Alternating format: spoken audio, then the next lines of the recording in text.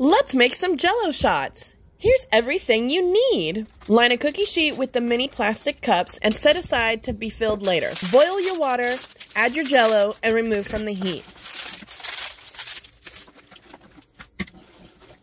Mix well and then add your alcohol. Mix together and make sure everything's combined fully. We want to make sure that all the alcohol is mixed evenly. Once the Jello mixture is finished, fill each of the cups to about 1/2 to 3/4 full. Make sure to leave room for the lid. Once each one is full, put the lid on and refrigerate overnight. I hope you liked this video. If you'd like to see more recipes and videos like this, make sure to like and follow. Thanks. Enjoy.